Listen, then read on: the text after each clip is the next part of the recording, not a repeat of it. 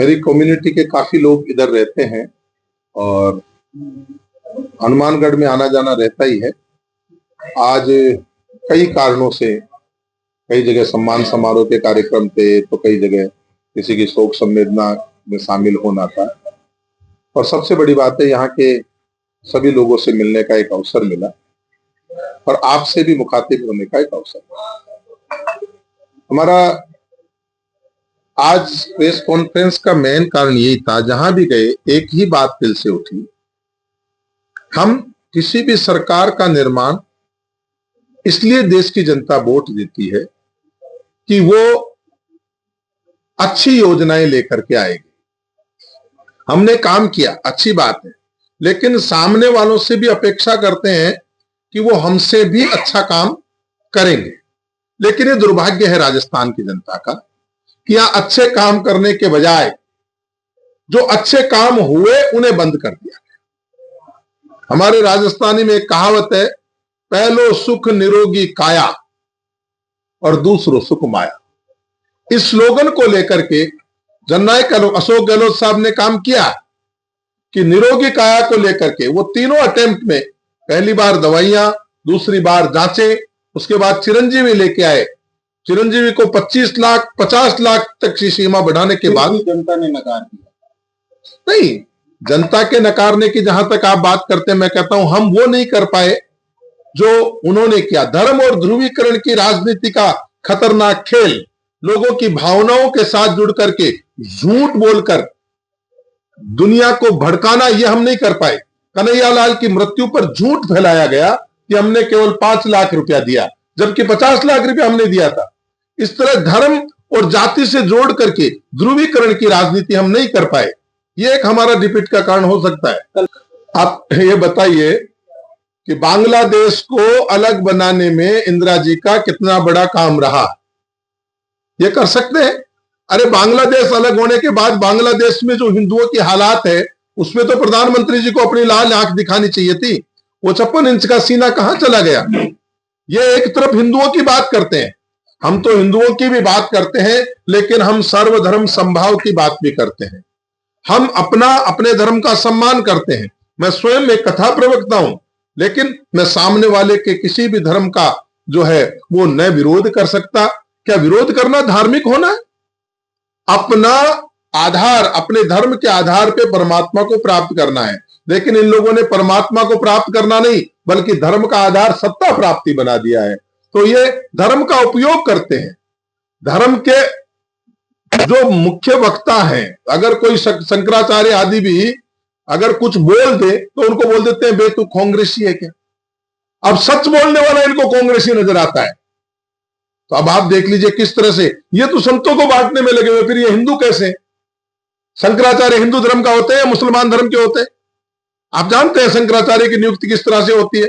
और शंकराचार्य अगर निरपेक्ष भाव से कोई बात बोले और ये बोले कि ये कांग्रेसी है, तो इससे बड़ा दुर्भाग्य क्या होगा देश का?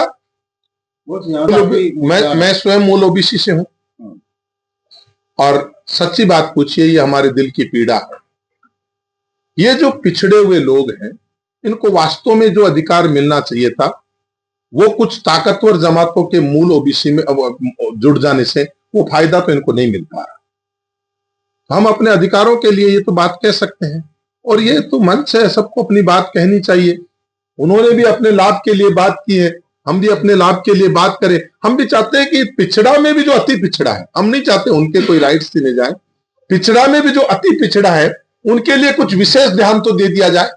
हमने ये बात जननायक अशोक गहलोत साहब से भी की थी, और उन्होंने करीबन ये कहा था कि हाँ, बात में कुछ दम है, तो कुछ 5% आरक्षण जो है वो इनके लिए अलग से किया जा सकता है। बाकी सभी को मिला, सबका सम्मान है।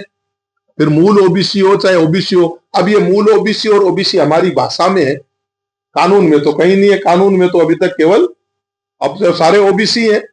अब ये मूल ओबीसी या ओबीसी को अगर ऐसा कर सकते हैं, अच्छी बात है, नहीं तो अभी तो सब ओबीसी में ही है। नहीं, मैं आप मुझसे क्यों कहलवाना चाहते हैं? आप स्वयं जानते हैं, एक अति पिछड़ा को और एक सक्षम को आप आराम से देख पा रहे हैं। कुछ लोगों ने ताकत के बल के ऊपर भी आरक्षण लिया है। हम लोग तो अगर ये आरक्षण की व्यवस्था, क्या ये बोर्डों की व्यवस्था नहीं हो पाए तो हम लोग कहाँ क्या मंत्री होता है, हम लोग मैं मेरी कम्युनिटी देख सकती थी क्या? अगर ये बोर्ड की व्यवस्था नहीं होती तो हम क्या कभी सरकार का हिस्सा बन सकते थे? उनका कहना हम उनके हक को छीनने की बात कहाँ कह रहे हैं? हमने तो, मैं आपको पहले ही स्पष्ट कह चुका कि अगर पिछड़ा और अति पिछड़ा में कुछ उनके अधिकार छीनने की, मैं नहीं कहता हूं कि उनको बाहर निकाला जाना चाहिए, मैं तो ये बात की नहीं।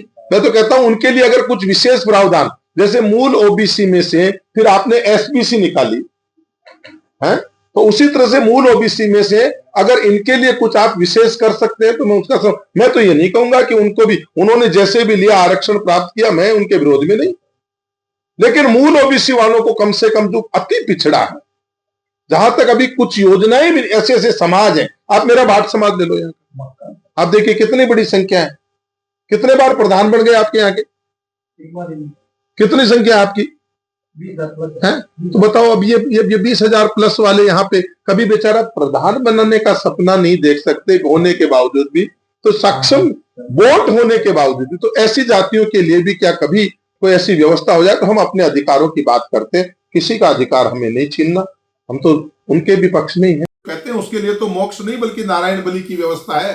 मैं स्वयं एक कथा प्रवक्ता हूं, लेकिन देश में ऐसे चमत्कार नहीं, ऐसे चमत्कारिक बाबाओं का निर्माण करके उनसे राजनीतिक परिलाभ लेने का कार्य किया जा रहा है। कोई चमत्कार नहीं होता भाई, उनको चमत्कार भी करवाया जाता है और फिर उनसे सनातन के नाम एक प्रोपेगेंडा है। खड़गे साहब कहते हैं कि नहाने से कुछ नहीं होने वाला, ये फालतू का। धर्म में ऐसी बहुत सी व्यवस्था है, आइए समझे कि नहाने धोने से परमात्मा मिलता तो फिर तो मछलियों को ही परमात्मा मिल जाए, वो सारे दिन पानी के भीतर ही रहती थी।